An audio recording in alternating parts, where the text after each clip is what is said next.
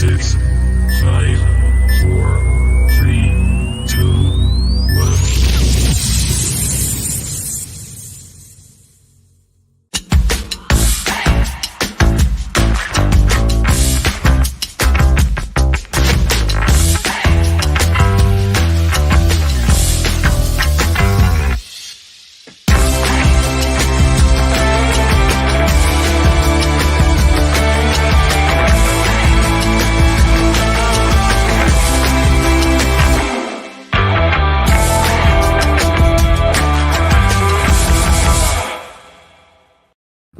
Good evening, all you Through Black and White Eyes fans. Thanks for joining us. As always, got a great show lined up. We've got an excited Man United fan from over in America coming on to discuss what their chances are on Sunday. And I've obviously got my sidekick Blade for all NUFC stuff. But before we get started, just want to say I am still not feeling great, so I might cough a lot and I might splurt a lot, but I was not cancelling again after I did last week when I wasn't feeling great either. It's not been fantastic in the household. My little one's got it as well. So I promise you we're going to get through tonight, no matter how much I sweat, no matter how much I struggle. We are doing this show tonight. So please hit the subscribe button, the thumbs up button, the usual stuff. Membership link is at the top of the chat if you want to become a member. If you want to donate, $sign in the bottom right-hand corner, hit the button and donate whatever you can, 50p, a pound. It all makes a massive difference at the end of the month for the running costs of the channel. And we're also trying to build bigger prizes for you guys and also donate money to charity, which I will have a big raffle to announce on Saturday, hopefully tomorrow. And before we bring the guests in, very quickly, massive shout out to Jim Rogers, who's become a new member, or he's upgraded, or he's the first time, I don't know. But thank you, Jim. Really appreciate that. Les is in the house, evening. No, the girls are not here, mate. It's not a Wednesday night. We had to cancel Wednesday because I was on my deathbed, unfortunately. But let's bring them in. Blade, first of all. Evening, Blade. Evening. This advert, right? He's absolutely desperate to see the girls on screen, isn't he? Oh, completely, aye. I love it. And let's bring our Man United fan in. How's it going? Hey, it's going all right-ish for a team that's minus in goal differential, but still claiming into a top 5 spot. You know, not too horrible. Not too horrible. I love it. We've got lots to talk about tonight. We've got lots to try and get through it in 45 minutes to an hour. But the first thing we want to talk about is obviously Man United's performance last weekend. You got the win against Everton. You chose Casemiro as the man of the match. You had a 7.6 out of 10 rating. He got an assist, which was a great ball through to Ronaldo to slide his 700th goal in. Which is always nice to see. Pickford with his small arms getting beat out his near post. His passing accuracy was 80%. He had 2 key passes in the game. He won 5 out of his 9 ground duels, and tackles, clearances, and interceptions in total 9 in the game. And his heat map, he was all over the place. So I can see from the stats why you picked him. Is there any other reasons why he stood out for you? Well, for me, it's like if you just like watch the game, maybe there could have been another player or two that might have stood out to you in that game. But for me, so it's sort of a little esoteric being a United fan. It's, man, finally this midfield is looking kind of like we know what we're doing, because in the past, and no offense, I'm way past the point of banging on players here and there, because you can change the players, but the play hasn't changed any. Everybody still looks like they don't know what they're doing, and it revolves around that. But with Casemiro back there, and I just feel there's more of a confidence that can be played within the team, because even before that, we've had a lot of back passes and everything. And these are back passes because I don't think the guys don't see anything open forward. I think it's lack of confidence. So let's square passes and back passes. Hmm. Let's play safe. With Casemiro back there, I believe our midfield has seemed to take shape, and I've been a bit happier with the midfield coming together, and so I think more on that instance is why I chose Casemiro. I know a lot of people pick Ronaldo and whatnot, but Scored. what a Ronaldo beautiful, fans are everywhere, aren't they? what a beautiful ball from Casemiro to It get was. that. It's like, hey, okay, that's what we need from our midfield right there. He split the midfield and the defense with that one pass and set Ronaldo through. Without that ball, Ronaldo doesn't get the goal. No way. It's a good finish, don't get me wrong. Right. But the pass makes the goal, doesn't it? Yeah, without Casemiro, we don't have a guy that can make that pass. Yeah. It's interesting. Blade, what did you make of Casemiro's performance for Man United? Did you see much of that game? It was on TV. You might have seen it. Yes, I saw a bit of it. What's kind of shocked me about Casemiro is in Real Madrid's setup, they kind of played on the back, and I wasn't convinced that Casemiro could play a pressing game. I didn't think he had the legs for it.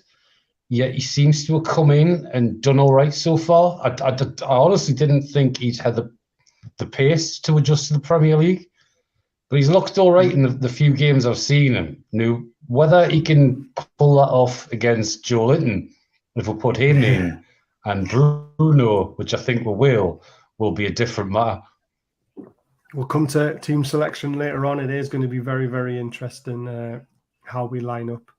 And if we do bring players back in, but we're going to have a big discussion about that soon.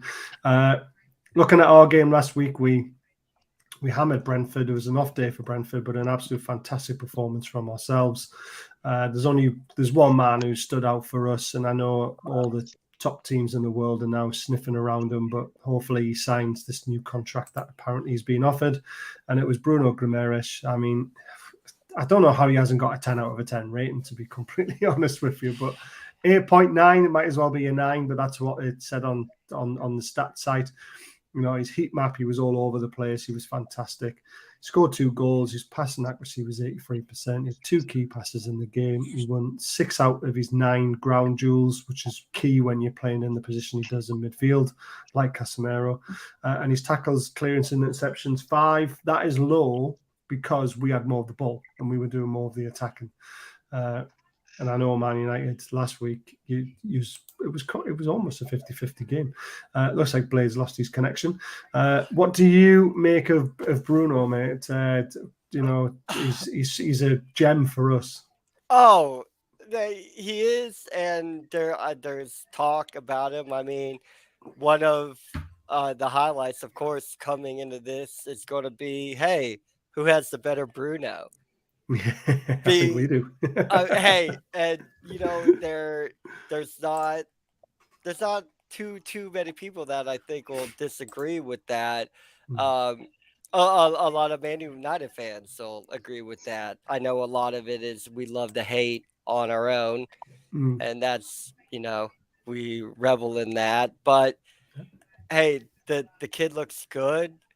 He looks really, really nice, fits well. So for years, I mean, it'd be cool if he'd resign and everything and just keep this going and see what you guys can do, because with the whole ownership and all that, it's like y'all just aren't looking to try to or want to be a staple in the Premier League. You're talking about going back and getting back to where you should be from the days past. I mean, you even over here in the States, you walk around, you'll see old Newcastle United hats. I mean, they're old United hats, they're old Newcastle United hats, but it's like, oh, okay, that this team has a global pull. Like they are a big club.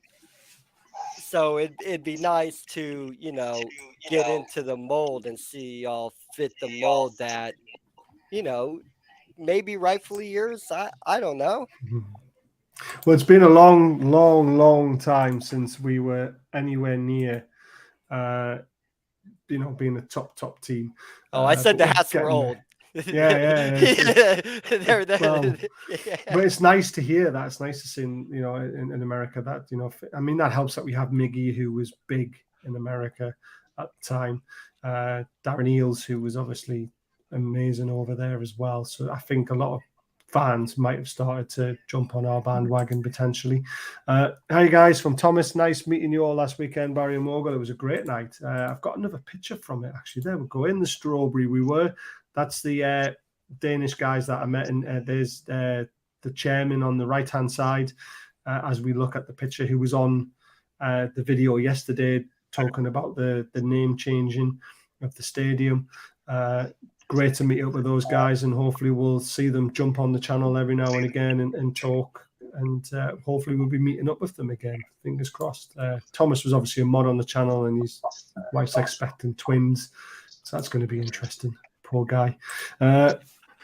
Davey says, evening, Davey. And Linton is a must on Sunday to protect Bruno and ASM. We're going to talk about that soon, I promise you. But not quite yet. Whereabouts are we up to? I'm sure some of the stuff that I put in hasn't loaded in. It's loaded in weird patterns. This is what happens when you try and do things on your phone. Things don't want to load in properly. It does my head in. Eddie Howe on back-to-back wins. Winning is so important. It changes everything. It changes perception. It changes feelings. The players have trained very well this week. There's been a bounce and a buzz around the group. Blade, that just sounds amazing, doesn't it? Yeah, every time I hear Eddie speak on the press conferences, they're actually something I look forward to hearing. Yeah, as soon as I see the little alert pop up from NUFC TV, it's like, yeah, I'm watching. No. He speaks with quality. He's articulate. He normally gets the press involved at some point. He doesn't duck a question. But he's right with the points. I mean, the league at the minute, we're only, 9 games in for some, 8 for others. So the league's starting to take shape now. So him with his message of the wins are important, it's the 3 points. We need to start building those draws we've had, especially into wins, and getting into position that we can hold and maintain. I absolutely agree. I'm just trying to get these pictures sent over to the Mac. So I do have a quick Yeah, go for it. You guys, because I'm an outsider. I like the cut of his jib, but did not want him managing my club. Really? How do you all like Eddie Howe? I mean, I thought he was a good watch, in his previous jobs. Thought he looked like a fine manager. How are you guys liking having him at the helm? I think he's God. We really do. I mean, for someone who's come in and took over a team that was rock bottom, not win a game in 18 or whatever it was, and then to save us from going down in the manner that he did it as well. And he got a hold of all the players by the scruff of the neck. He learned about them, about their families, about everything we're talking about. And he turned it all right. I can't speak highly enough of him. Because Brucey did the same thing, no? Come on. Steve Bruce was terrible. Oh, whoa, hold on. I'm not saying he wasn't horrible, but when he first came in, didn't he manage a save?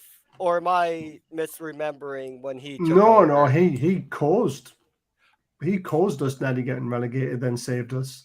Oh, okay. He caused it, but then saved it. If that's how you say it. Okay. He took over Rafa Benitez team. Right.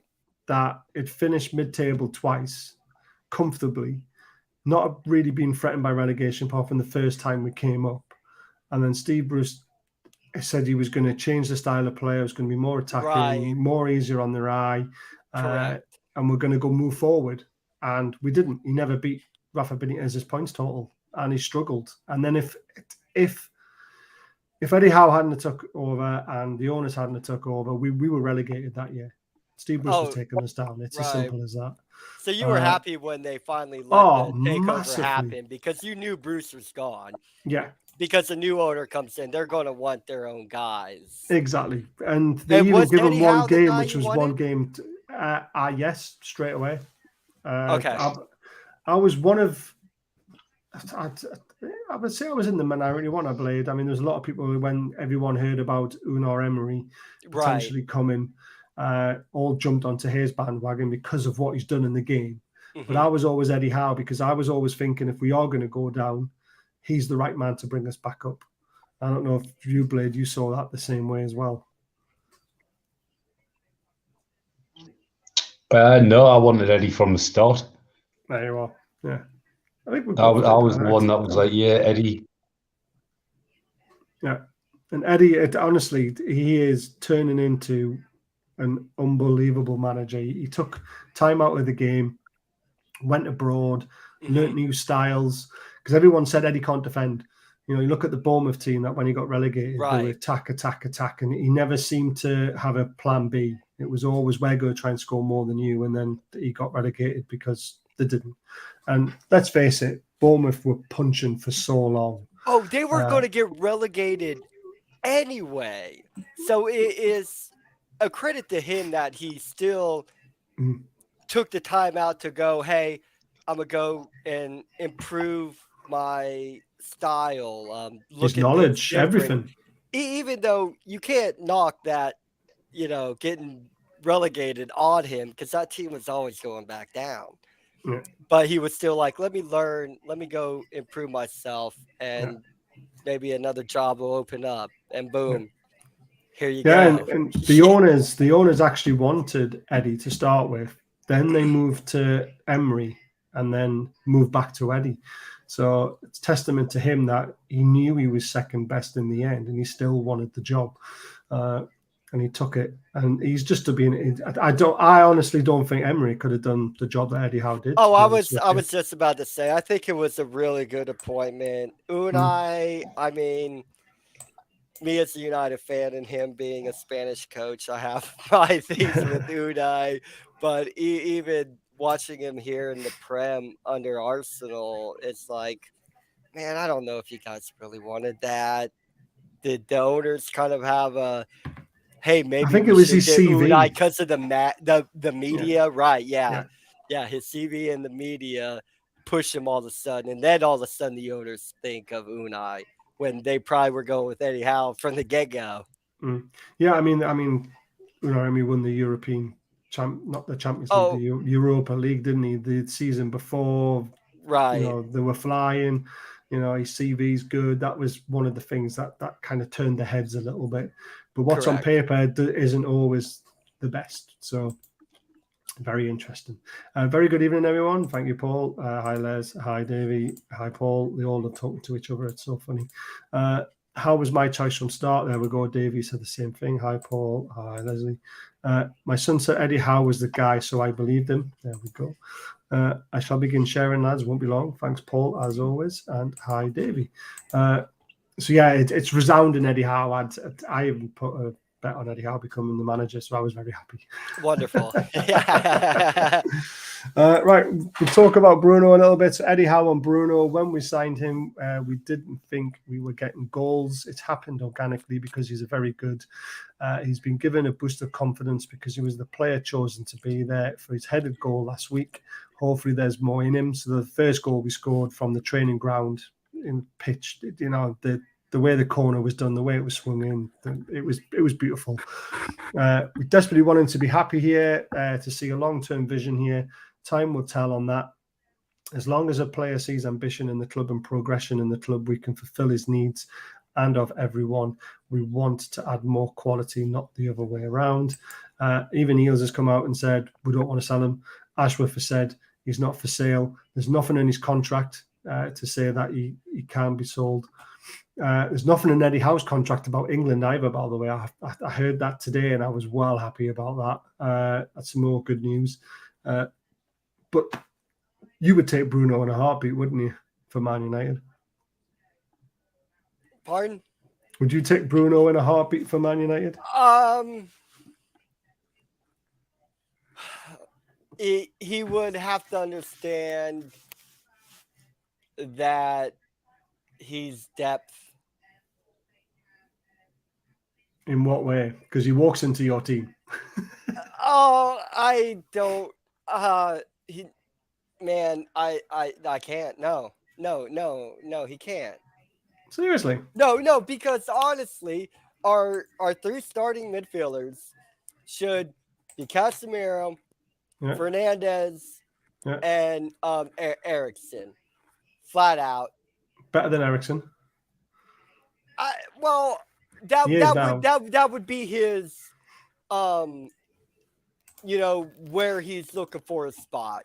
I don't know if he wants to be more of a attacking role or kind of like a upfield holder. You know what I mean? He's playing as a number 6 for us, but we want him to play higher up the pitch. That's why we want Shelby back as quickly as possible, because we want to move Bruno further up. Because he's dangerous. He's so dangerous. Right. It would depend on what he would prefer, where he wants to play. But, I mean, right now with the vet, until we see, I don't want to say until we see more, but on form, though, he walks into on form. That's what I mean. Probably over Eriksen then. Yeah. I can't put him above Bruno. I would. Because Bruno is in no way, shape, or form any sort of type of holder in the midfield, where you're Bruno, he can like play closer to the holder role, like you said, as the number 6, not up like a 10.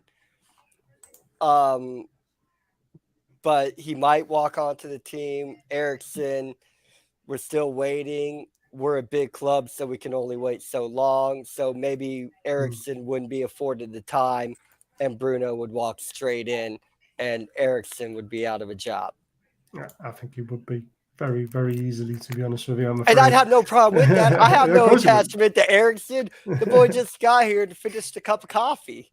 Yeah. I like Eriksen as well, though. I do too, man. And what he's been through, it's always keep fighting, always drive, and you can hang in there. Definitely. But there's only one Bruno fellow, and he plays for the Toon and does not look like a rat race.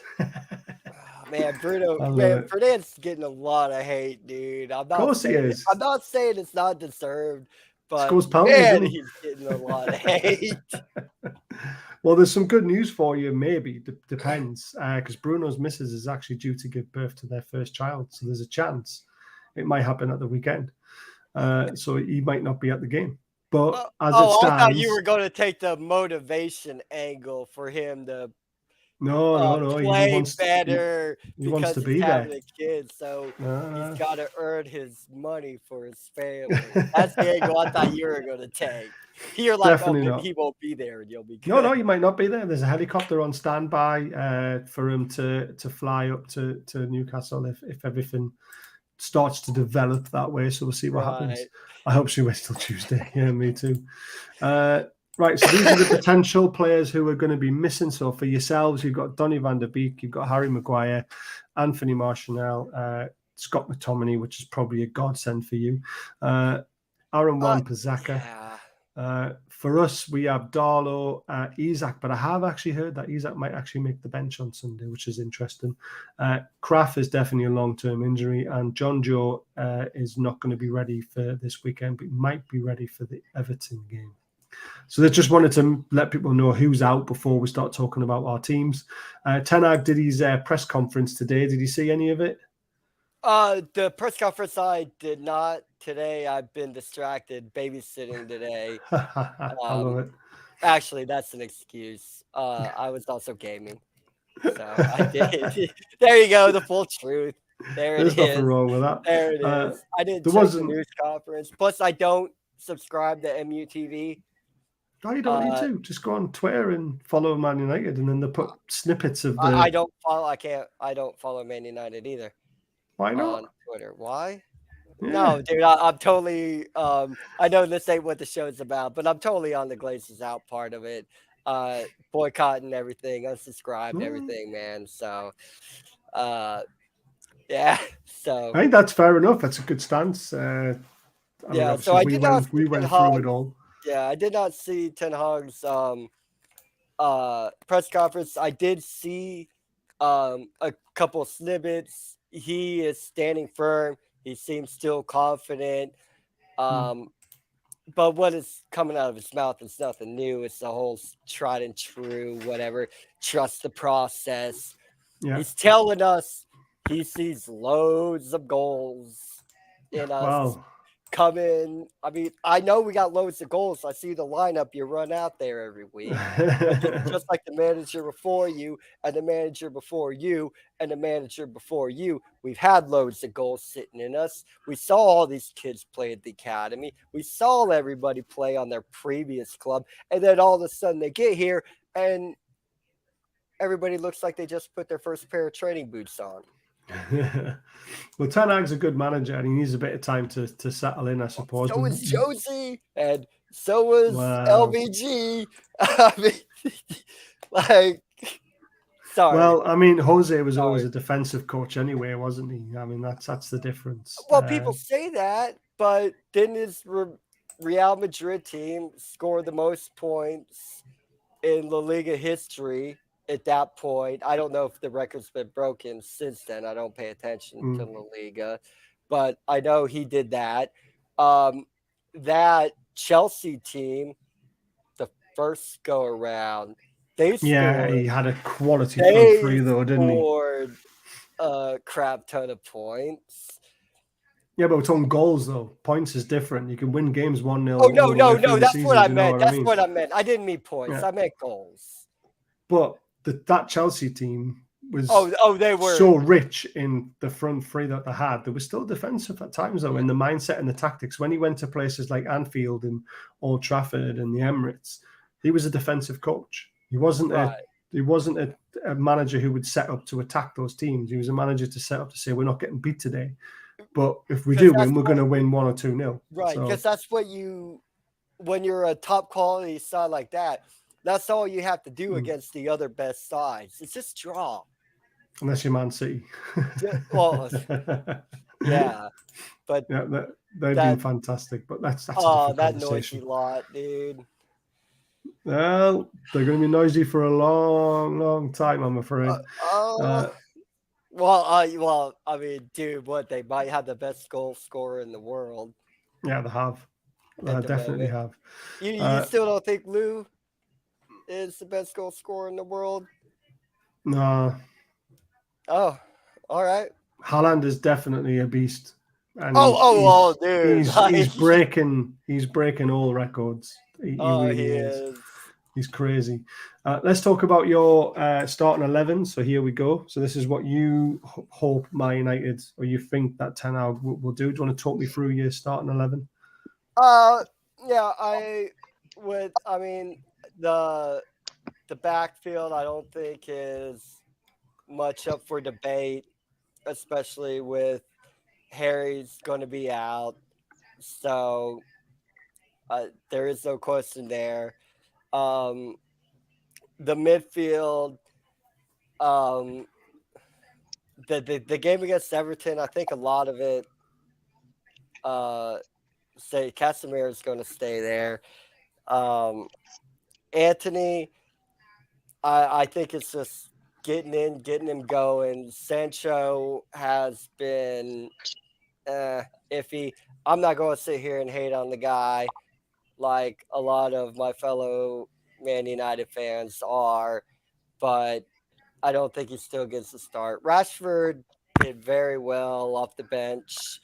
I think he should be our left winger, and we should play him at the left wing despite everything, because he is the one that should inherit that position. And if he doesn't, it's all on him. And then you're not a United player anymore. Ronaldo, I really don't think there's any other choice up top unless somebody wanted to put Rashford at top, bring Ronaldo off the bench, and put Sancho and Antony on the two wings. The fullbacks, I think, go as they are. Our midfield, I think Casemiro has to be in there. And without a shadow of a doubt. Yeah, and then Scott's suspended anyway, so it don't matter. So I'd rather see Ericsson than Fred. I don't think that's a that's a headline comment, is it? Yeah, we'll go Fred. Fred is fantastic for Brazil, but when he plays for you, like, I just don't see it. I don't know how he gets in the Brazil team. No, right, yeah. No, that's fair.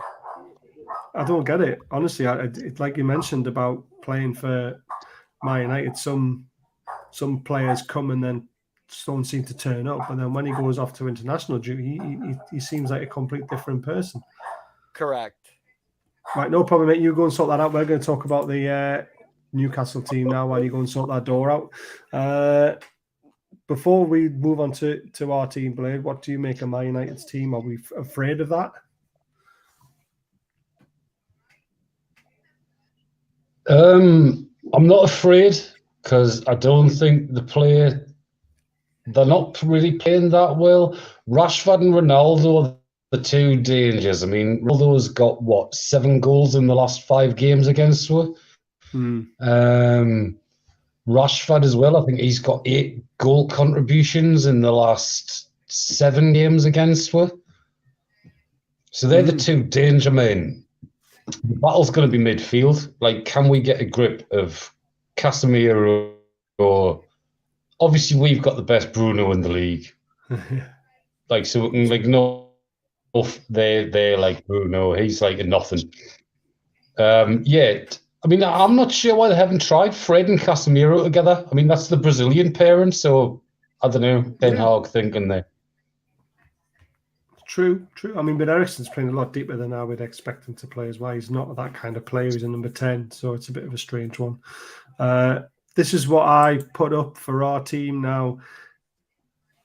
We need to see the rueful side of Eddie Howe now. I know Murphy scored and he had a decent game against Brentford, but that was no disrespect to Brentford, but it was against Brentford. We're going to Old Trafford. No, we haven't won there for ages, which we'll come on to soon. I think he's got to make the changes and make the right changes. He's got to bring Joelinton back in, even though Sean Longstaff's been playing well and he holds the shirt. I still think Joelinton is the one that has to come back in, and I think ASM has to come in for Murphy to give us our best opportunity. I think Byrne keeps his spot, though, because he's been excellent, even though Target probably is the better left back. But I think that's what should happen. Whether Eddie Howe does it, I'm not 100% sure. What do you think? I'd certainly like to see it, but I think we need Target in instead of Byrne, because he's going to be up against Anthony, and I'd rather we pin Anthony back. I mean, there's this misconception that Byrne isn't quick. Byrne is quick. It just takes him a little while to get up to pace. To get going, but Target's more explosively paced. So I think we need to pin Anthony back, and for that I'd put Target in. I agree with that. Well, I mean, I do. I just think Byrne has done nothing wrong. I just don't think he'll drop him. And I've got a feeling he might not drop Murphy, and he might not drop Sean Longstaff, and that would scare me going to Old Trafford if we're not going to pick our best 11. But Target for Byrne, it's a sensible choice as well.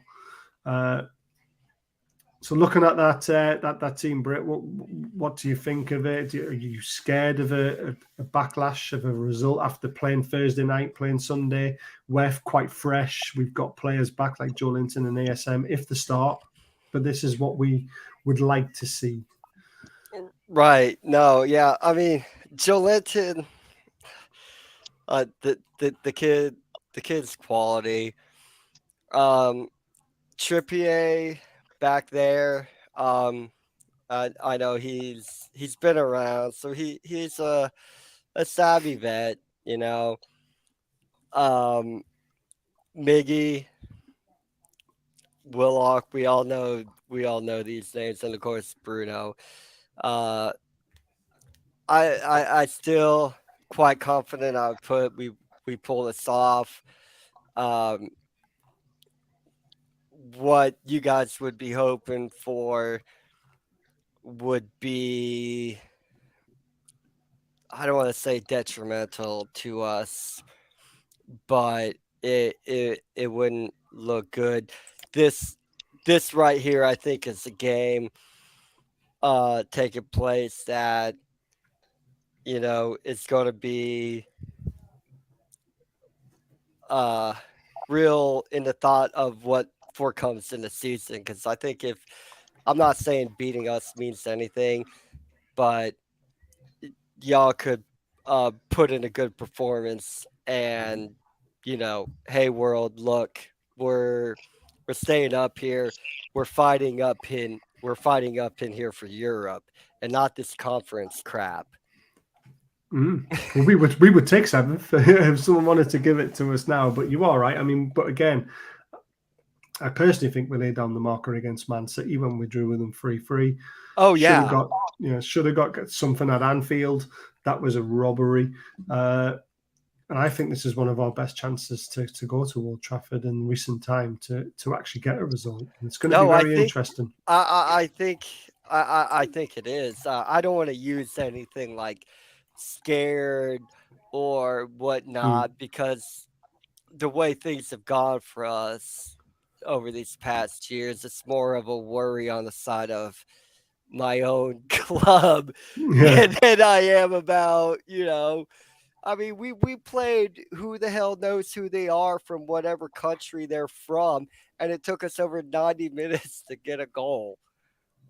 So I know that's Europe and that's not the Premier League, but and you play differently when you play in league and when you go play in the tourneys, but it's still like, oh man, please. It's more of a please God, don't let this happen.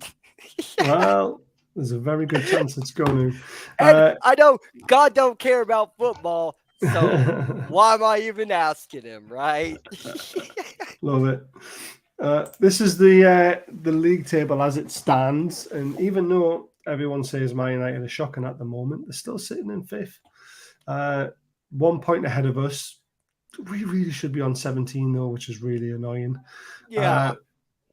The one thing that gives me a lot of belief in why I guess a lot of people say Man United are hit and miss at the moment is your goal difference. -2, ours is +8. That's a 10 goal swing, which is incredible. I mean, I've never seen a team sitting in 5th with a minus goal difference before. It's crazy. Maybe 10th. Yeah, no, I've never, honestly, I've seen maybe 1 or 2 teams in the top 10 with a minus goal difference, which is very rare, but I've never seen someone sitting in 5th with a -2 goal difference at this stage. And I know we got trashed by City. That doesn't help. That is without, I mean, you can't say without that, because what's the result of the game that you're replacing that with? So maybe it'd be a +1 or a +2 goal differential if that one game won against City. But that was a -3 goal differential game right there. Like, I mean, we haven't had a tanking yet, which is nice, because we normally have 1 or 2 in us through the season, which is good. But Blade, looking at that league table, we're only looking up, aren't we, really? Brighton are getting beat as well off Brentford today. Yeah, we're looking up, obviously. I think that they're forgetting Man U got a -4 against Brentford, didn't they? Like, Brentford stuffed them forward, which accounts for something. But that was obviously early on in the season. Second game, wasn't it? Second game of the season? Yeah, I believe it was the second game. So I don't think Ten Hag had enough time. Plus, there was all the stuff about Ronaldo was coming out, where he last minute decided he wanted to go, which probably unsettled him a little bit. Yeah, I mean, everybody's saying, like, oh, we're going to go there, we're going to smash them and stuff. We haven't won there since 2013. Oh, we're coming to that. That's quite harsh. We're coming to that. Well, here's some stats to try and put our minds at rest, I hope. Doesn't look very good on the head-to-head. Obviously, Man United have won 13 at Old Trafford, drawn 3. We've only won 4. However, though, this is very interesting. When the odds are 19-20 in Man United's favour, their win ratio is only 31% when they're odds-on favourite, which is crazy. That's a deep dive stat, man. Oh, man, I look for everything. Wow. I look for everything. When we're 13-5, we should only have a 25% chance of a win, but we win 40% of our games when we're the underdogs, which is huge. That's a huge jump. And that's a huge decrease. You know, it should be 51%, and you're only winning 31%. So it's very interesting. Some streaks so far in the league. Man United have had 3 wins in a row. We've had 2. No losses. We've had 4, which is the best of anyone. Without a clean sheet, though, we've had 3 games now. Both teams scoring 7 out of 8. That's crazy. Less than 4.5 cards, 5 out of 5 for Man United. Less than 4-5 cards for us, 7 out of 7. So both teams, you know, average probably 2-3 cards a game. So you're looking at maybe 4 cards in the game potentially. More than 10.5 corners, Newcastle 5 out of 7 of the games, and less than 10.5 corners for Man United, 7 out of 8. So you don't win a lot of corners. Anyway. Yeah, well, you don't win enough to get better at them. I'm sure we practice them all day in training, man. Probably. We can't execute worth crap. Head-to-head streaks, obviously, no losses, Man United 5. Without a clean sheet, 6. Man United. Without a clean sheet, 5 for us.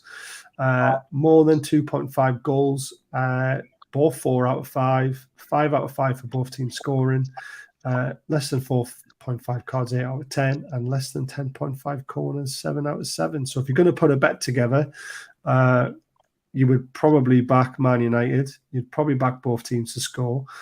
You'd back more than 2.5 goals, and you would back less cards and less corners. So there's your little bet together as we like to try and build. But it also gives you an idea of how the teams are playing. So set pieces could be key, especially for Newcastle if we get them, because we are strong in the air. But then the bet tells you not to, because when we're 19 out of 20, we only win 31% of those games. Yeah, exactly. It's when crazy. Y'all are 13-5, when you should only be winning under 30, you're winning 40% of the game. So it's almost like, dude, even take your betting cap off, man. Like this is a coin flip. If you're a bettor, maybe you stay away from this game. Except with the props.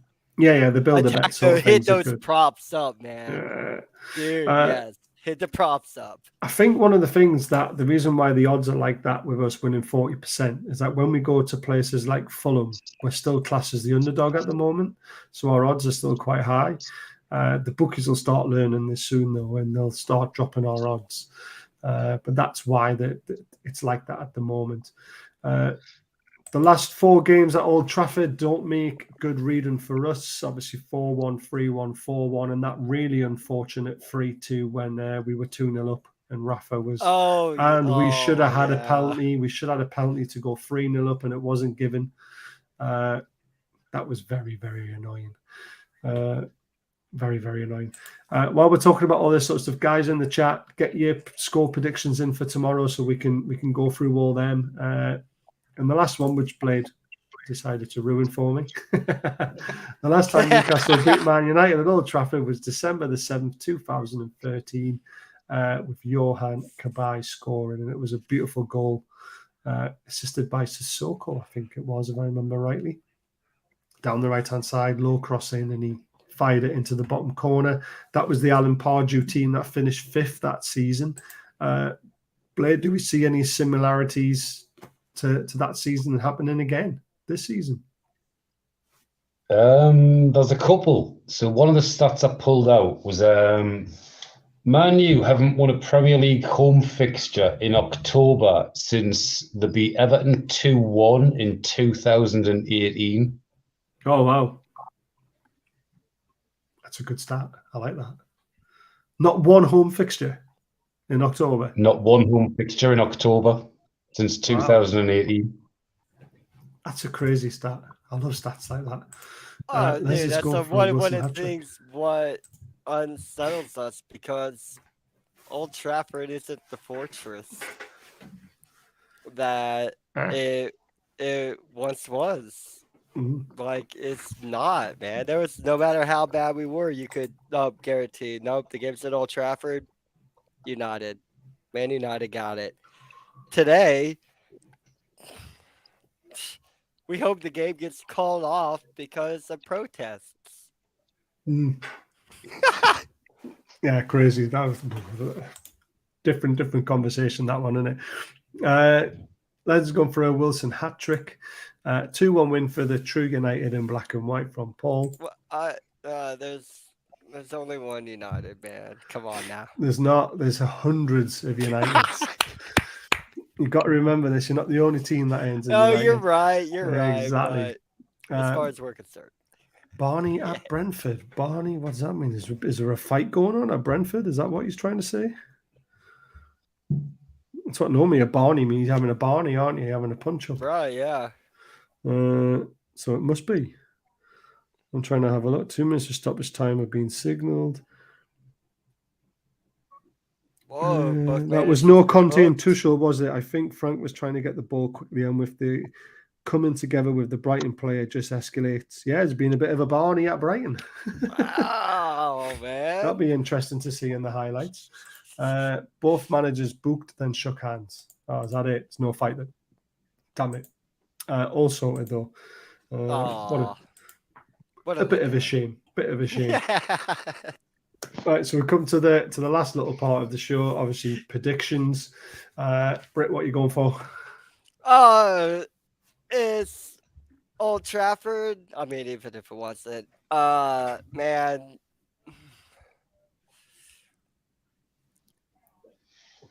It is probably going to be a very, very scary for the Manchester United fan 2-1 victory. Yeah, it could be. You know, like we said, we haven't won. Well, what I think is, if you watch the game, but then look at the stats, it would look like two different things, because I have a feeling we're going to be on the back foot a bunch. Y'all are probably going to be pressing us a little bit. You're probably going to get probably maybe 12 more corners than we will. So I think there's going to be a lot of action going in our defensive 18 that will make the game look a lot closer than if you just looked at the end results and everything. I think we get it, but I don't by any means think it's a comfortable evening watching a game. It's going to be very, very interesting, I think. It really is. Blade, what are you going for? 3-1 Newcastle. A tough game. I think it'll be 2-1 late on. We'll score the third and put it to bed. Very interesting. I'm still unsure what tactics he's going to play because it's at Old Trafford. If it was at home, I know we'd be playing 4-3-3 on the front foot, trying to do the high press as we always do. Now, we will do that on Sunday. We will play the high press, but I think he might try and control it a bit more, like when he did against Chelsea at Stamford Bridge. Though if you remember, he kind of sat deep and we played on the counter-attack, but then when Chelsea had goal kicks, a mistake. Yeah, and then when they had goal kicks, that's when we forced our high press on them and then went high up the pitch. It's going to be interesting because, I mean, we're a different animal, a different team. I'm going to go Desmond 2-2. I think because I think that I hate to say it, but if you want to for sure win, beat us, just sit back, wait for us to make a mistake. It's going to be interesting. And by the way, Blade got his prediction spot on last week. He said 5-1. Oh. So he's going for a 3-1 again. So if you're a betting guy, don't bet on Blade because he doesn't get them right very often. He's had his lucky one last weekend. Yeah, but if you hit that bet right, you're going back home very, very happy after you hit up the book. It's a shame he didn't put a bet on though, isn't it, Blade? Oh, you never actually betted on those big bets that you called that you got right. Yeah. You never actually bet on those ones. Well, we don't bet that much, do we, to be fair, but we like to put our score predictions out there. Right. And what I mean you as in like Eddie. Yeah, I know what you mean. Yeah, I mean we all I called things. That. Oh, did you call it? Oh, you didn't bet on it though. I know your betting record, dude. It's rubbish. Well, I hope someone did back it, and I hope someone listens to the good stats that are in there. Heck yeah. Thanks for coming on, Brett, and having your say about Man United, and good luck for the rest of the season. Obviously, we want to finish above you, so don't do too well. Oh, no, I completely understand that. I say the exact same thing to you, man, so can't hate on that. I love it. Blade, thanks for always for coming on. Guys, we will be back on the channel on Sunday for the watch along for the game, and then Sunday night for the match reaction. Britt, what do you got to? Obviously, if there's any NFL fans watching, you do stuff for the NFL. Oh, yeah, I do NFL weekly show on Full Time Sport Network on YouTube, on the NFL side of things, Through the Table. It's just under the Full Time Sport Network banner. I also do things on the Man United agenda as well, here and there. And I'm just on a homer. You'll see me on Feedly's feed sometimes doing that. But yeah, anywhere you're looking to find me, Brit1502. Like, I'm not creative in anything at all. Every place you go, Brit1502. If you don't see anybody there, I'm not on that particular social media device. Brilliant. And he is, I mean, you'd be surprised, there's quite a lot of NFL fans in the UK. So if you are an NFL fan, please check him out please check out do, his man. Twitter account as well. Big week coming up too, man. Go Bills, dude. Got the Chiefs. I honestly haven't got a clue. Oh, hey, don't matter, man. That's cool. It's not my game, I'm afraid. But again, I understand why people enjoy it, and we like to make people have shout outs and stuff like that. Dude, we love sport, we love competition, exactly. Man. Yeah, exactly. How can men compete against each other and say, ha ha, I'm better than you are? Yeah. I love it. Right. Thanks for tuning in, everyone. And we'll hopefully see you on Sunday for the watch along. Take care till then. Good night.